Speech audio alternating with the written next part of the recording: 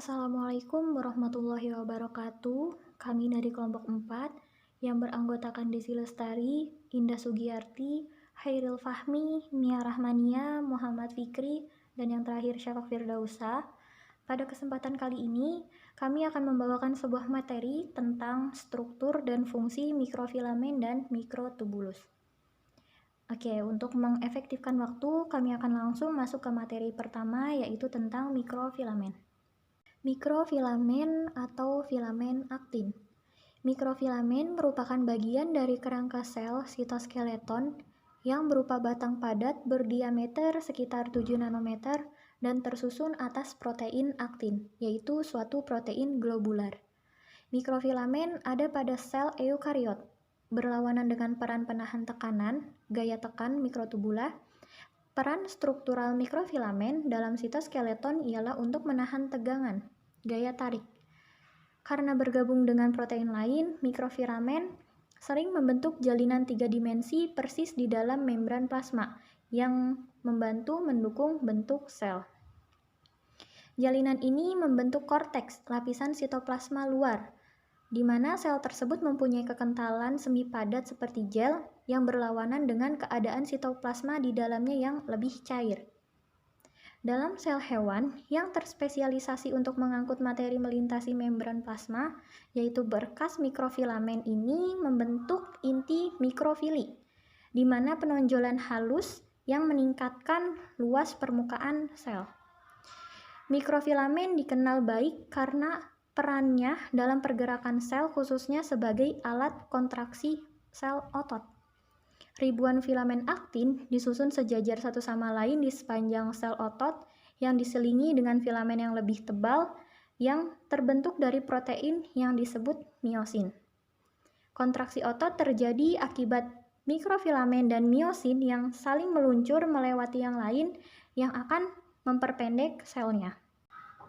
Aktivitas mikrofilamen menyebabkan pergerakan seperti aliran sitoplasma dan gerak amoeboid, yaitu gerak sel tunggal protista, cendawan, dan hewan yang menggunakan protoplasmanya yang mengalir keluar dari sel untuk membentuk semacam kaki semu atau pseudopod, yang kemudian sebagian sel yang tertinggal ini akan maju ke arah pseudopod sehingga menghasilkan gerak sel di suatu permukaan. Kemudian mikrofilamen ini bisa terlihat melalui mikroskop fluoresensi dengan bantuan antibodi anti-aktin yang diperoleh dari lawan aktin pada hewan atau dengan analog fluoresens valotoksin yang berasal dari cendawan Amanita phalloides yang secara khas berikatan dengan molekul aktin atau lir aktin. Struktur mikrofilamen. Mikrofilamen berbentuk seperti batang padat, mengandung 2 untaian rantai aktin globular atau bulat yang saling bertaut, lembut dan tipis dengan diameter hanya sekitar 3 hingga 7 nanometer. Mikrofilamen memiliki panjang yang bervariasi.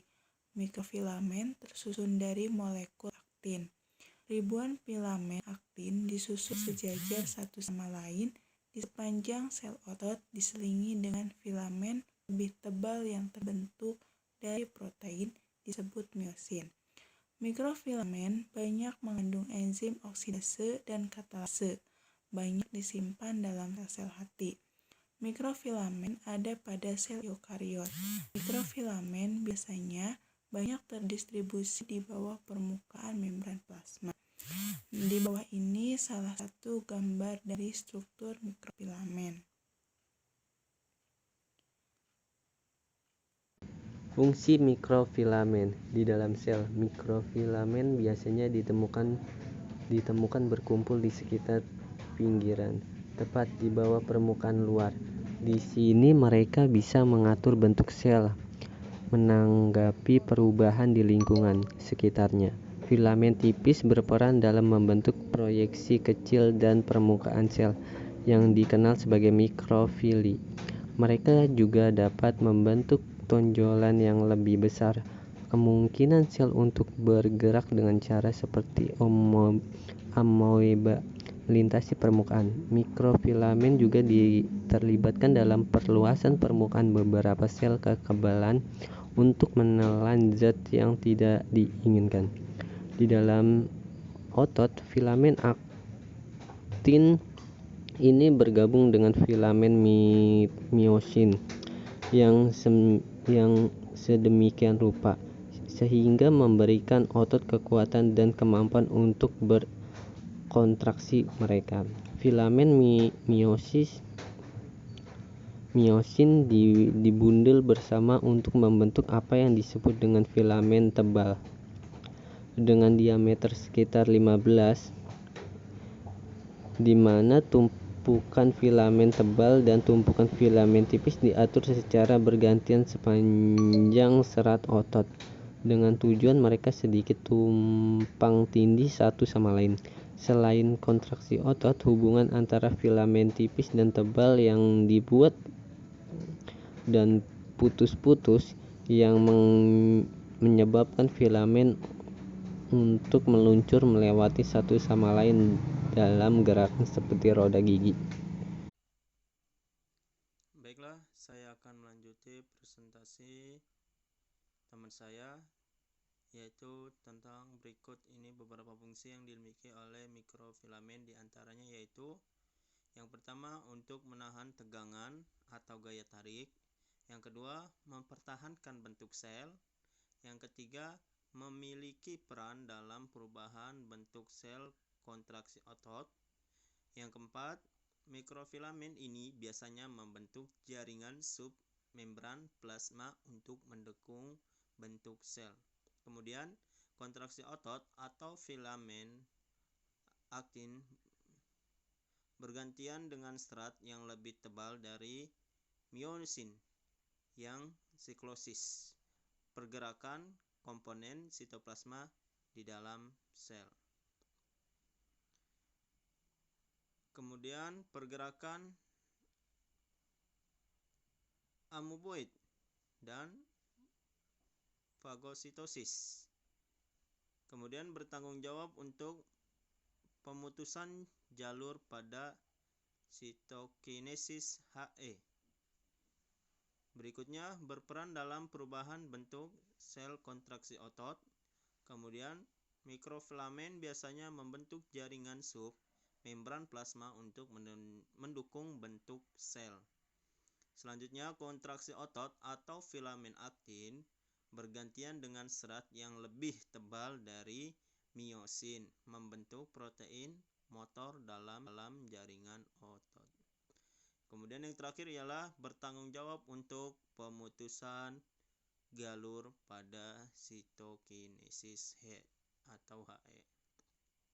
Selanjutnya adalah mikrotubulus. Mikrotubulus adalah protein silinderis yang demikian dalam sel hewan dan tumbuhan, diameter luar sekitar 25 mm dan diameter lumen sekitar 15 mm. Protein yang membentuk mikrotubulin disebut tubulin, terdiri dari dua jenis, yaitu alfa tubulin dan beta tubulin. Keduanya mempunyai komposisi asam amino yang berbeda. Selain itu, dua molekul tubulin ini bergabung membentuk dimer.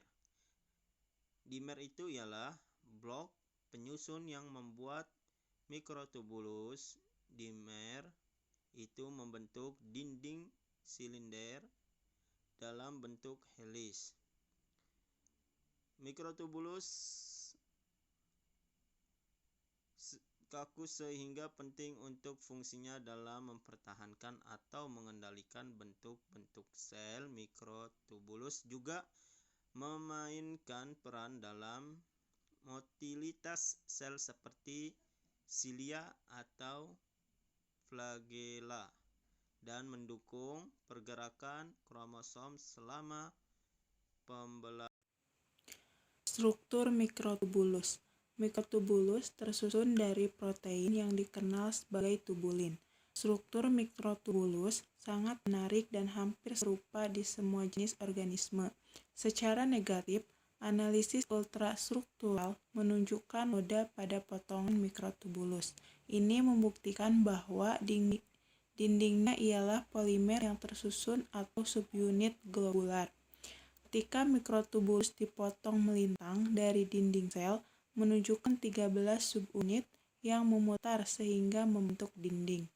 Ketika permukaannya dilihat secara membujur, maka akan menunjukkan protofilamen. Ketika mikrotubulus retak, 13 protofilamen pembuat dinding sel bisa dilihat. Hal ini menunjukkan bahwa perkumpulan dari subunit mengitari dinding mikrotubulus.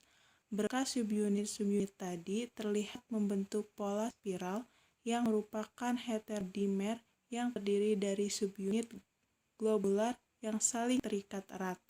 Subunit-subunit ini merupakan protein sejenis yang diberi nama alfa-tubulin dan beta-tubulin. Setiap protein terdiri dari ikatan polipeptida tunggal yang panjangnya kira-kira 500 asam amino. Spiral ini kemudian membentuk tabung berlubang dengan panjang 200 nanometer sehingga 25 mikrometer, diameter 25 nanometer, dan tebal 5 nanometer. Hasil analisis kandungan kimia mikrotubulus ditemukan bahwa kandungan keseluruhan protein alfa-tubulin dan beta-tubulin diperkirakan berat molekulnya sekitar 54.000 Dalton. Molekul tubulin bisa ditemukan pada sel-sel eukariota, terutama pada otak vertebrata.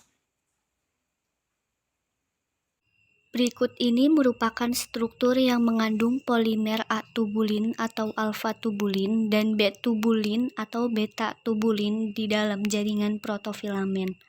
Protofilamen kemudian membentuk lingkaran filamen silindris berongga.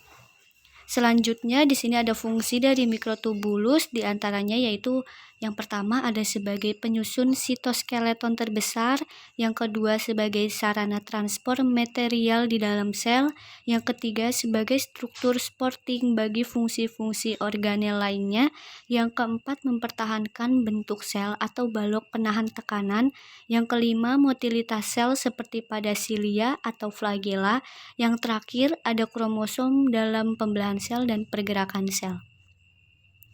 Cukup sekian presentasi dari kelompok kami, kurang lebihnya mohon maaf. Terima kasih. Wassalamualaikum warahmatullahi wabarakatuh.